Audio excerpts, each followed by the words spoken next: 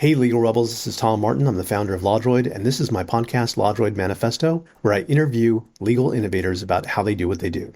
In this episode, I interview Thomas Officer, product designer, self-taught software developer, and former lawyer, whose winding path led him from building community-driven legal tech platforms to create Echo, an AI voice notes app that helps transform our scattered thoughts into meaningful connections.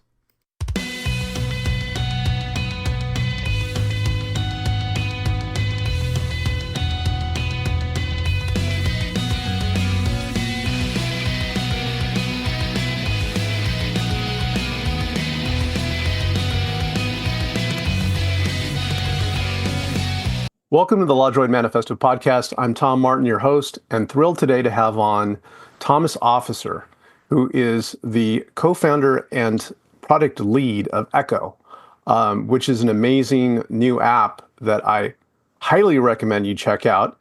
And we're going to talk about that a little bit more in detail later on. But I'm really interested to get to know him better. And Thomas, if you could just say hi and tell us what you're up to now.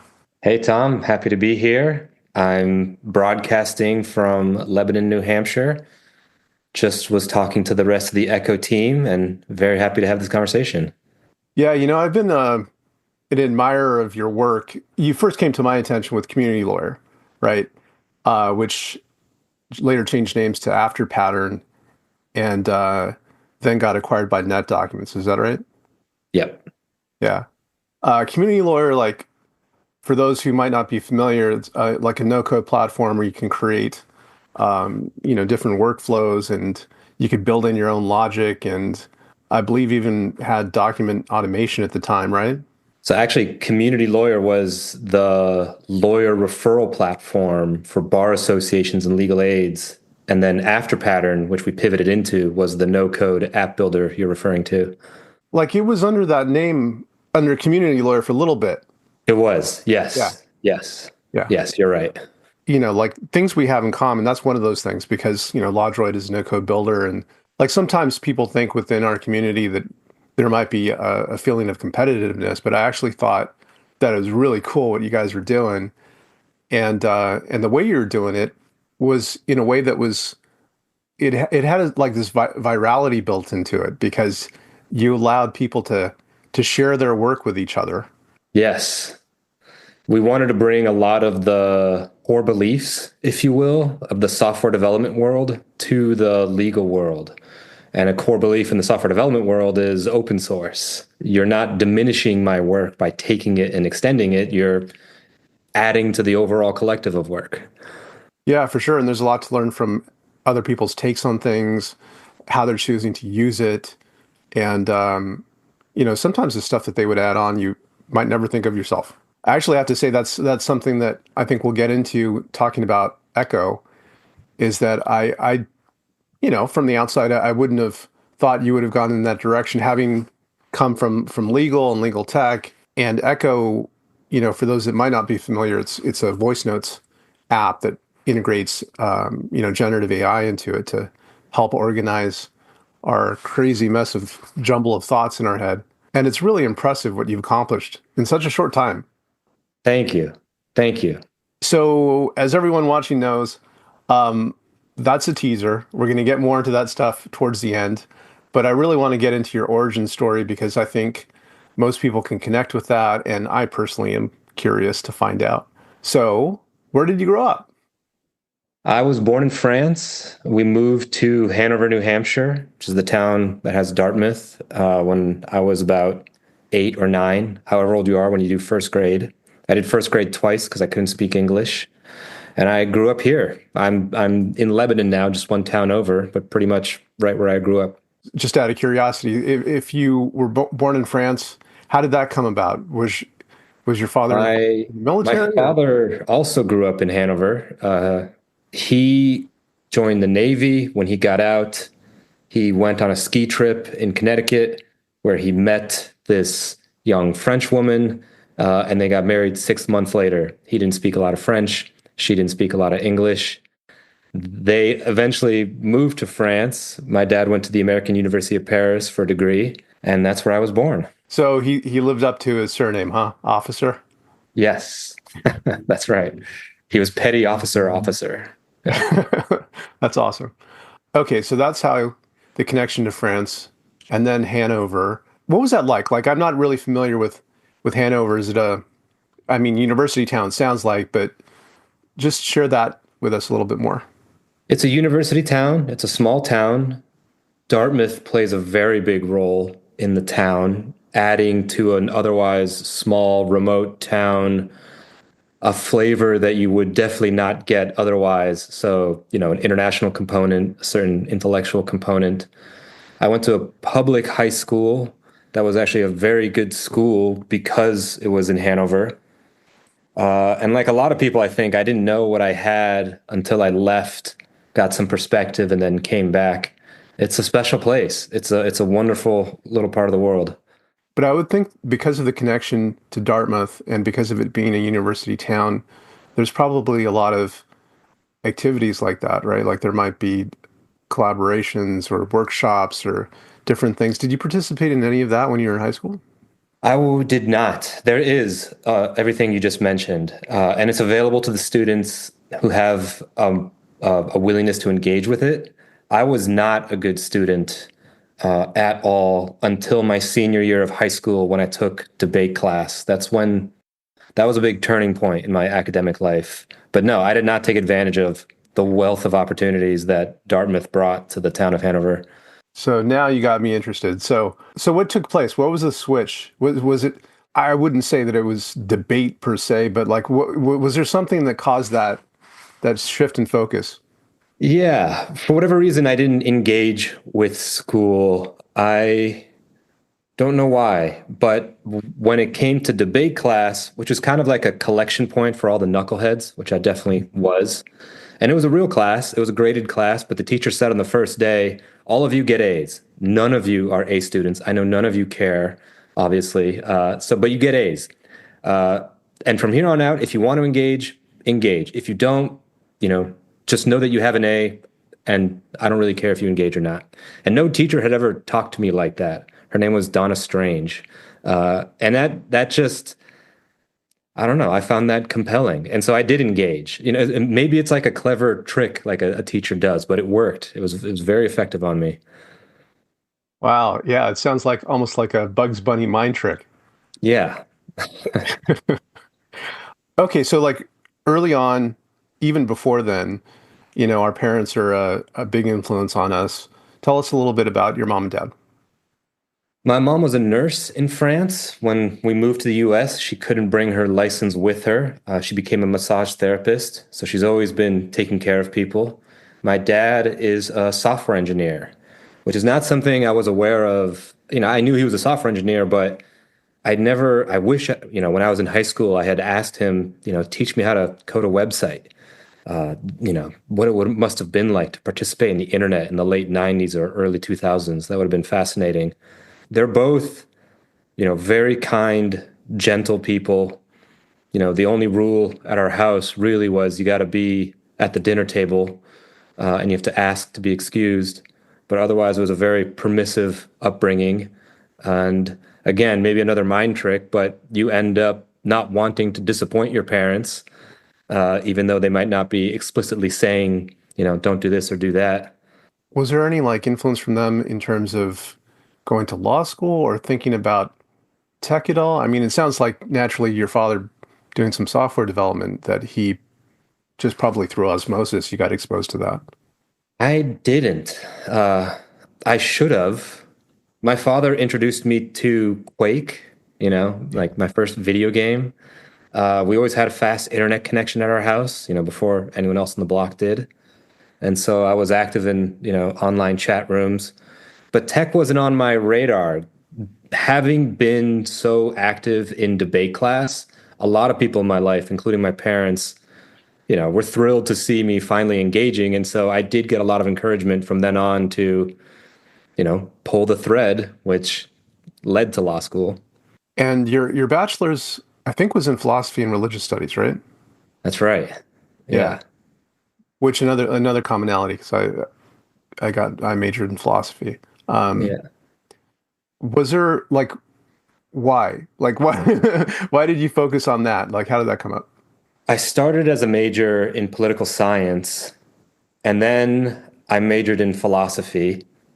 And then, just because I needed the credit, I ended up taking a religious studies class, and I met Dr. Kelly Brown Douglas, and I just decided whatever she's teaching, that's what I'm going to major in. And she was a religious studies major, and so that became my major.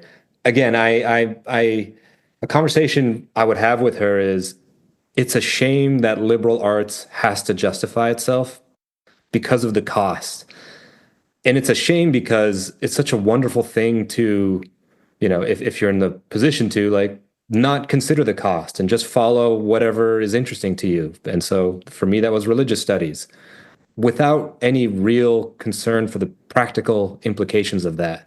I didn't intend to go to seminary like a lot of my classmates did. So there was no real career in it for me, but I loved that class and I feel like I'm better for it. But I recognize that as absolutely a privilege. And I absolutely agree with that approach. Sometimes I think that people focus on the content of the education rather than the process of education, because the process itself and the curiosity that drives it, that's really what you take with you, you know? Sometimes we Yeah. forget the minutia. And so then from that, you go, and by the way, just like a lot of interesting people that I get to talk to, you kind of meandered through different places, like, and I think that's great. Um, you went to law school in Scotland, right? Yeah, the University of Edinburgh. So amazing. Like doing some a little research to prepare for this. 425 years old? Yeah, yeah. The law school has lecture halls that are operating rooms. So they have like, the circular operating room and then like the upper level observation deck. And these were the rooms where some of the very first dissection of human bodies were happening. The famous body snatchers, I forget their name, but they were in Edinburgh, taking bodies out of graves and selling them to the medical school so that they could do autopsies. Wow, what a perfect place to dissect arguments, huh? Yeah. Okay, so how did that happen? Like, okay, there's so many questions. Like, first off, I would imagine that from high school that you continue to pursue debate or was involved in moot court or some kind of activity within college, and then that kind of like was the thread that pulled you into law school, or was it more practical? For some people, it's like, okay, I got a degree in philosophy and religious studies. How am I going to make any money? What caused you to make that leap to law school? It was exactly that second consideration. I'm majoring in religious studies. I got to do something with my career. Oh, I love debate. I should go to law school. A lot of people are telling me I should go to law school. And I had this one teacher who was a human rights attorney, and she was just one of the most badass people I ever met. And she told me, if you're interested in human rights law, maybe take a look at a law school that's in a mixed legal jurisdiction. So Sri Lanka, Scotland, and Louisiana are all mixed legal systems, common and civil. And so my father's, our last name, Officer, comes from Scotland.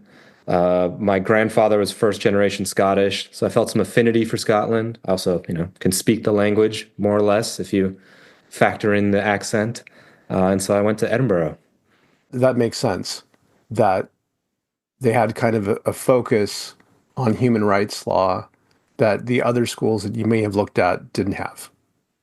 I don't know if they had a focus on that, but they were just a mixed legal system. So the theory was getting an education there would set you up for applying at a job at the UN or one of the international criminal courts, who, you'll have to deal with people who come from common law countries and civil law countries. And Scotland is a mix of those two. And I like the idea of living in a city. So Edinburgh was very attractive. What is that like? What is it like there? Edinburgh, have you read Yeah. the Harry Potter books? Yeah. So J.K. Rowling famously wrote them in this cafe in Edinburgh, and they get a lot of juice out of that. They have these big signs where the Harry Potter books were written. But Edinburgh, and especially the University of Edinburgh, looks like Hogwarts. It's just this gothic, There's a castle in the center of the city. There's Arthur's Seat. I think it's this like remnant of like a tectonic plate that like butts up out of the ground, and the city's just kind of built around it. It's just a beautiful, beautiful place. It's very far north, and so in the winter, the sun would set at like 3:45 p.m. And the professor would often end the class by saying, this is not required, but I'm going to the pub if anyone wants to join me. Drinking age is 18. It was a great place to be. Yeah, it definitely sounds like it. After, getting educated at the University of Edinburgh, like obviously coming back to the States, if you're going to practice law, you would have to, kind of get an equivalency of that. So you went to Vermont Law School, right? Yeah, I moved to Edinburgh thinking I'll be European. I'm a dual US French citizen, and I thought I'll start my life in Europe.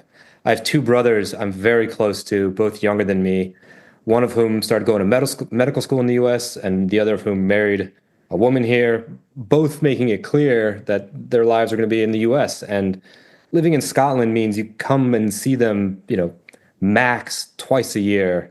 And I didn't like the way that trajectory looked. And so, okay, like a little moment of panic, like, all right, well, how do I continue my career in the US? And yeah, Vermont Law School, which is just an hour up the street from here, offers a master's program where foreign attorneys can get a 1 year education in American legal studies and then sit for the bar in not all but some states.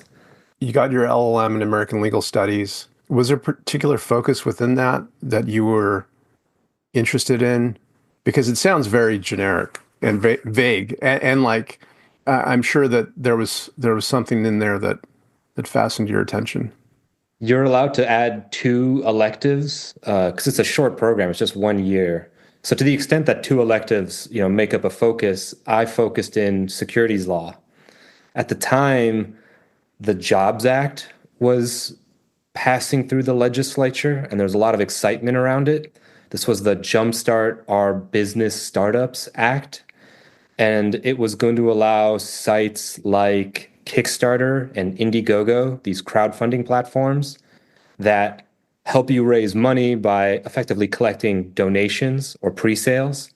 It was going to allow them to also collect money by issuing securities. So I could start a project and sell you shares in my venture or something like that. And that fascinated me. I thought the idea of funding, a stranger's venture as an investor, not as someone who's just donating, that just captured my imagination. Like I thought that would be a great thing to do as an attorney.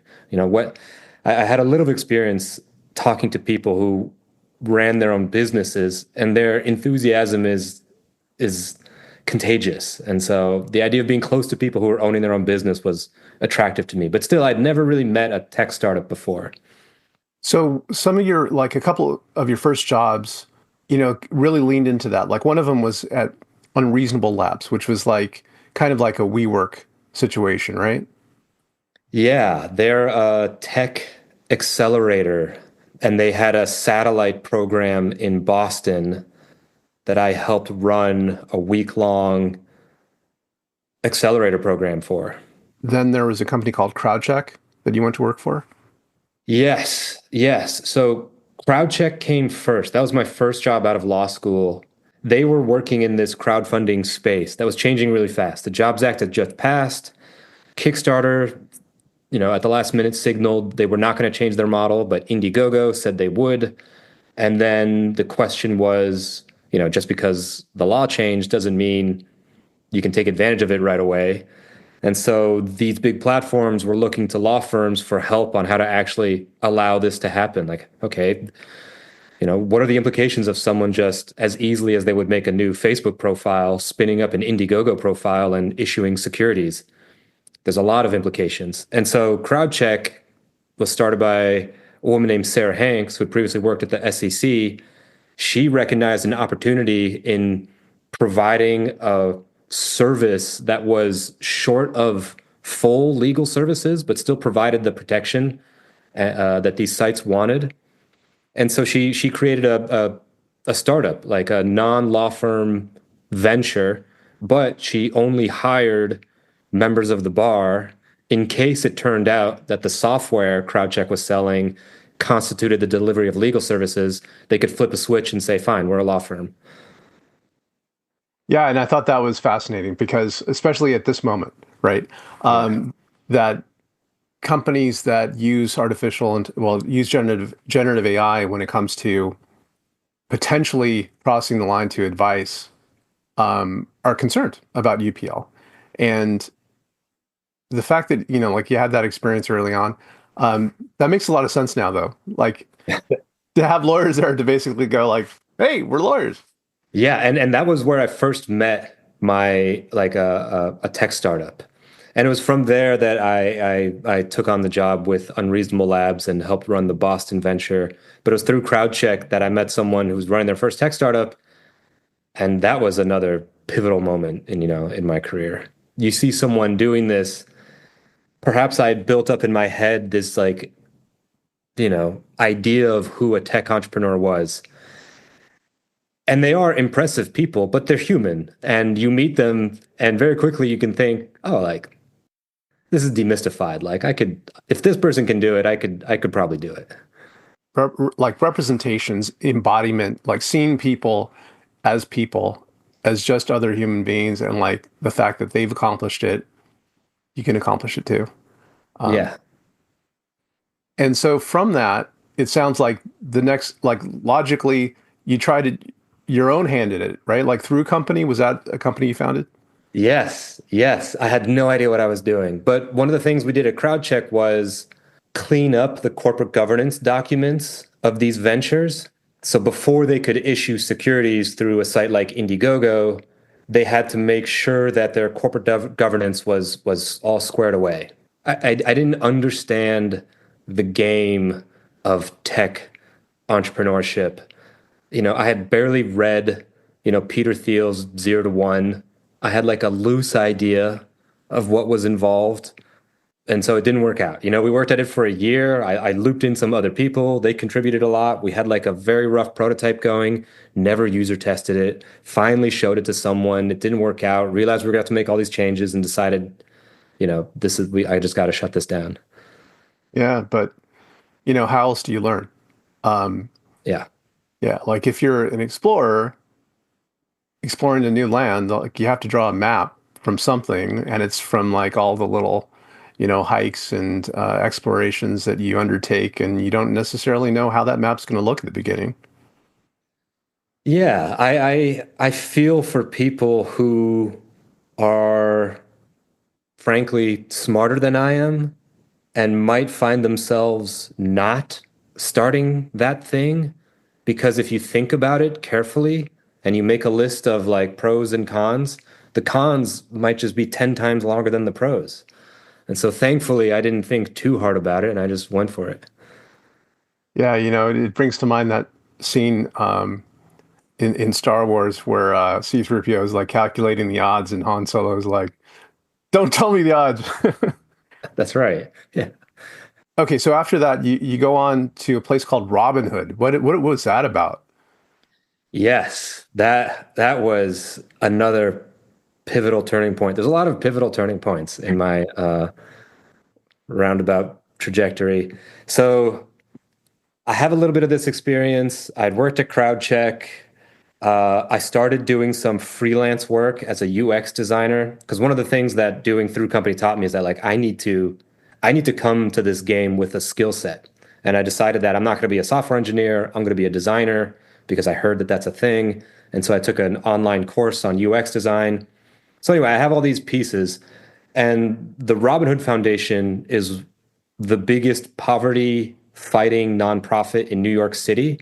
And they have this program called Blue Ridge Labs. Generally, what the Robin Hood Foundation does is fund nonprofits, you know. But the Blue Ridge Labs program is where they try to create new ventures, either nonprofits or for-profit social impact businesses. They call it their moonshot laboratory. So they don't spend that much money on it, but the small amount of money they do spend has the potential to have an outsized impact because they just create an entirely new thing. So it's a genuine tech incubator, which are rare. There's a lot more accelerators where you apply as a going concern and they just accelerate you. An incubator takes individuals who don't yet have a venture and helps them create one. So every year they run this program. Every year there's a different theme. Some of the themes are, incarcerated people coming back to society, or immigrant families, or elder care. In 2016, the theme was access to justice, which I know you know a lot about. And so I applied, and on paper, I think I looked like the perfect candidate. I have a legal background, I have a tech background, sort of. And so very thankfully, I feel like I sneak in, like I sneak in through the cracks, and they let me into this program. And then for the next 4 months, I have this reality TV show like experience where me and, I think 18 other strangers are not living together, but, in the same office every day, trying to pair up into various companies and trying to ultimately apply to join the follow-on program, which is an accelerator. So it sounds like the perfect like training ground for learning how to, collaborate, to come up with new ideas, and then also like the psychological part of finding the strengths of other people and recognizing your own weaknesses and how we all fit together in a common cause. Yes. And they do all kinds of things to help with that. We had an executive coach come in. Everyone did a Myers-Briggs assessment, and you learn what your strengths are compared to someone else's. I'm an ENFP, and I remember the executive coach explaining, what that means to the others. And they're like, well, an ENFP is almost immune to logical reasoning. I like the way that he phrased that. What he means is like everything feels like that's how you make a compelling argument to an ENFP. But there's also a very big emphasis at Blue Ridge Labs on user research. And so they teach you how to do that. They expose you to a lot of New Yorkers living below the poverty line. They show you how to do a good interview, where you're not biasing someone's answers. And they reinforce again and again the importance of grounding your decisions in research. Okay, one thing I want to take a step back from is like, especially when we talk about our lives in retrospect, there's kind of like this happened and then this happened, and it seems to logically flow. But at the same time, I want to ask you, at the time right before you went to go uh, participate in Robinhood, you had some experience with SEC, like law and like organizing companies, a law degree, those different assets that you had at that moment. Someone else would be like, hey, I could find a gig at Goldman Sachs, you know, with an international perspective and sell that to them and probably get in and then work that up to, what people do, making a ton of money at Goldman. Why not that? Frankly, I don't think I have the pedigree to get a job at Goldman Sachs, but the point is well heard. I could have found a job at a law firm. Again, I'd met tech entrepreneurs and I'd even gone to their offices. This is around 2013, 2014. Startups hadn't yet become part of the zeitgeist in the way that I think they are now. I meet high school students now who are telling me, I want to work for a tech startup. I'm like, this was nowhere near my radar when I was your age. And so the first time I met some tech entrepreneurs, or you go to their office and you're like, what are you guys doing? Like, no one told me about this. Like, I didn't know this was an option. I see these whiteboards, you got the ping pong tables, you got the keg of beer in the kitchen. I hear you talking. It just seems to all be a big game of problem solving. It just looked like a lot of fun. And again, like I think I was naive enough to think, oh, I could do that. Yeah, again, a more careful person, I think, might have said, oh, but you've already invested so much into this trajectory, like it would be foolish to abandon it at this point. Maybe I didn't have that. I wasn't burdened by that level of rigor in my thinking. But there also seems to be in the choices you've made along the way, a choice to help people. And I'm just curious where that comes from. I think that's my religious studies background. I didn't have a thesis, but I had like a capstone, and my capstone was about the special moment you get interpersonally when, using a tech term, you grok someone. You know this term? From Stranger in a Well, Strange Land. yeah, just share it with people so they can better understand. It's from the book Stranger in a Strange Land, where this character, Michael, grows up on Mars with the Martians who don't have language as we know it, but they have a method of communication that allows them to grok, just like a deep, empathetic understanding of another person. We have that too. It's just it takes us a little more work to get to it. In a conversation, you can get to it. And what it feels like is, oh, we're both on the same page. Even though I might not be expressing myself well, you know exactly what I mean, and I know what you mean. And that feeling is, frankly, sacred.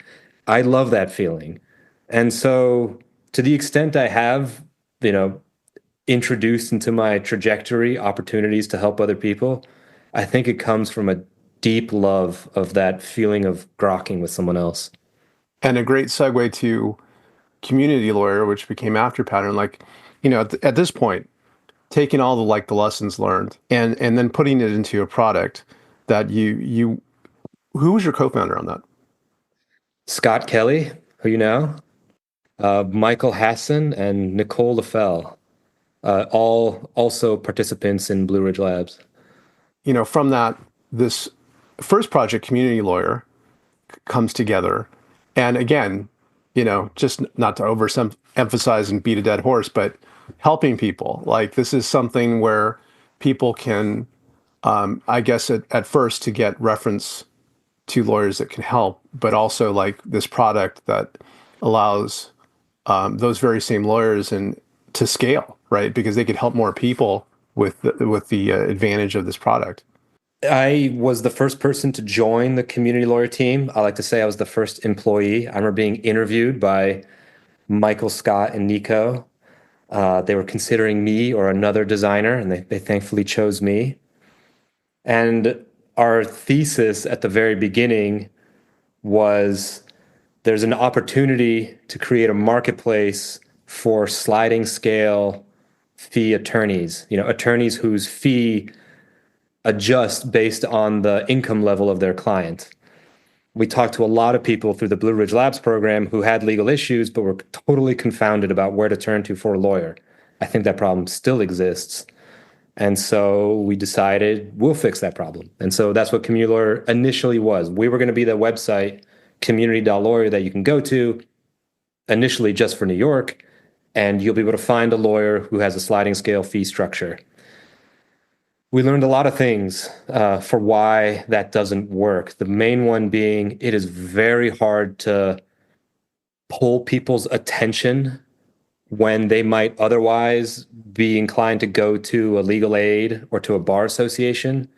That's what we ultimately realized. It's like, well, these bar associations have these websites, these lawyer directories, and a lot of the people we're trying to get to initially go to a legal aid or some kind of nonprofit. And all these organizations already have a habit in place of directing people to the bar association. So if we were going to succeed, we'd have to change that pattern. And so we decided it's too hard to change that pattern. Instead, what we'll do is we'll go to the bar associations and say, hey, we made a pretty great website for a lawyer directory. We don't want to run a lawyer directory. You have a lawyer directory and a terrible website. Maybe there's a deal we can make here. You use our website. We'll send people, it'll effectively be your website. We just manage it. And that's what Community Lawyer became. So when did the product become part of that, the no code platform? There's two stories. They're both true. One of them is we realized we couldn't make a business from Community Lawyer as I just described it. We'd have to do something extra. And our feeling was always, and this is such like a naive, first time founder feeling is, well, if we can generate a bunch of traffic, if we have a bunch of people using our product, then we could introduce something else and we'll have all these eyeballs and we could monetize that somehow. We're sending lawyers emails when they get new referrals from, pick your bar association, the Boston Bar Association. the Chicago Bar Association. So maybe in that email, when we send them the referral in the footer, we could expose an ad for something, either one of our products or someone else's product, and that's how we'll make money. That didn't really pan out. The other part of the story is we got to talk to a ton of lawyers while doing this work, and some of them, not all of them, not even close to all of them, but some of them, like a handful, were lawyers slash software engineers, and they build for themselves either using their software engineering skills or just their technical awareness and using off-the-shelf tools.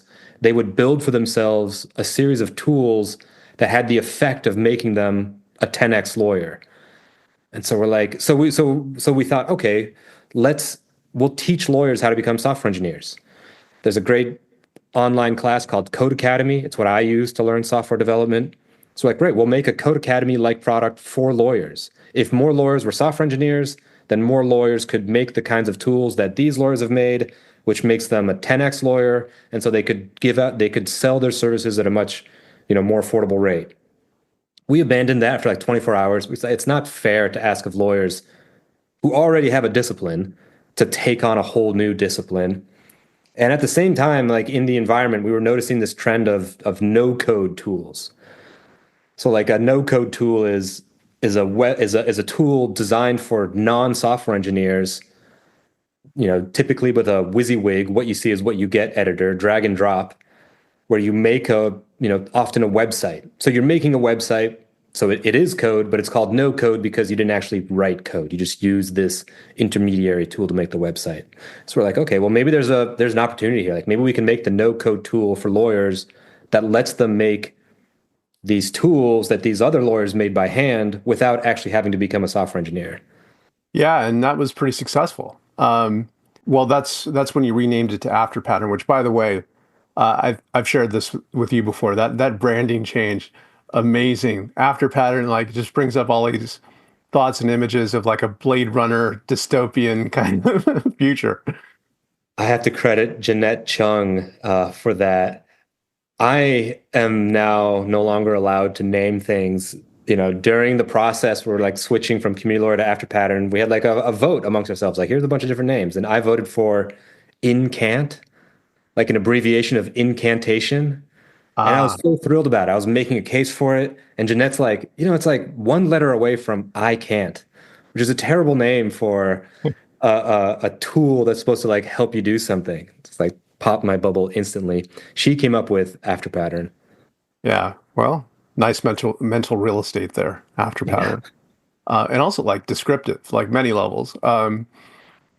Not to say that Incant was a poor choice, but with the time we have left, jump to Echo, which, by the way, amazing choice in naming that. Just as a short summary between those two things, I mean, after Pattern got acquired by NetDocuments, and at that point, I think you exited that. I was in NetDocuments for about a year and a half. Yeah. Okay, and then you were looking for your own challenge. Yes. While I was at NetDocuments, ChatGPT came out. It's another one of those moments. You see a thing come along and you're like, all right, well, my career is going to be about this in some way. It's going to involve AI in some way. So might as well get to it now. And so I left NetDocuments. I tried to be a solo founder for 6 months. I can't do it. I have all the respect in the world for people who can. That's a tough road. I joined a program called the On Deck Fellowship, which is like a week-long co-founder matchmaking program. I met Ruben Abraham. We just clicked, and we've been co-founding ever since. It's been like, I want to say 15 months now. Yeah. When I saw what you were up to, I was just fascinated to learn more. I'm curious though about how you came around to what you landed on. What was that process like? Because for people that aren't as familiar, like Echo voice notes, I mean, it's more than voice notes, but it's different, obviously, than legal tech. So one might naturally think how you made that leap and how you arrived at the notes. Yeah, initially, Ruben and I were going to start a B2B venture, a business to business, which is much more in line with my background. and we were going to use AI somehow. This is the one thing we were certain of, like, we're going to do something with AI. Let's do a business to business venture. And our first idea was, oh, we'll make a tool for small businesses to get the kind of advice that typically only big businesses can afford. So like a consultant in a box for small businesses. That didn't work out for a lot of reasons. It's not part of our skill set. Both of us recognize the importance of momentum. There's this old saying, I think Paul Graham said it, the founder of Y Combinator, that startups are like sharks. You die when you stop moving. I don't know if that's how sharks actually work, but the sentiment I agree with. You just got to keep doing things. The more you do things, the more things you'll learn, which is more information, which increases the likelihood that the next thing you do is the right thing. So when we stopped doing the B2B venture, we knew we couldn't just stop. We had to do something. And Ruben thought, okay, I know it's in neither of our wheelhouse, but maybe let's try a B2C, a business to consumer. AI makes audio transcription doable. Maybe let's try an AI note taking app, voice note taking app. Ruben had frustration with his own experience taking notes, not being able to find them, not being able to really use them. And I was on board, honestly, because it just was another thing we're going to do. As long as we keep doing things, we'll learn new things. And that's how Echo got up and running. So when I checked out Echo, and you're very gracious to give me early access to it and play around with it. Um, I think one thing that might be in the back of people's minds that are hearing this are like, well, hey man, ChatGPT, you can like press the mic and you can talk to it, and that age old, but that question that everyone asks, why can't you do this with ChatGPT, or like insert whatever pre-existing product there is. The difference really for me was that it eliminated like the crazy other options. It was like the focus, right? The focus on one thing, and the focus on taking notes that when I would have that random walk with my dog, um, and I write a lot, and distilling the thoughts from the, distilling the important or salient or worthy, thoughts to dedicate time to from everything else, from the madness and noise in my head. Um, this thing had the ability to take what was in my mind, distill it into something that was usable. And then the other thing that you did, which was genius, that you both did, was kind of connecting these ideas. So like when you give notes, it obviously it dictates it, like it transcribes it, but it also connects thoughts to one another. Tell us more about that and like how you came up with that. We thought, what would be the best possible notebook? I'm a habitual note taker as well. And I, like Ruben, identify with the problem of, okay, well, I have these notes, and now so what? We did a lot of research into who else has been thinking about this. This we can't be the first people to think about this problem. And there's this guy, I forget his name, but we wrote a blog post about it.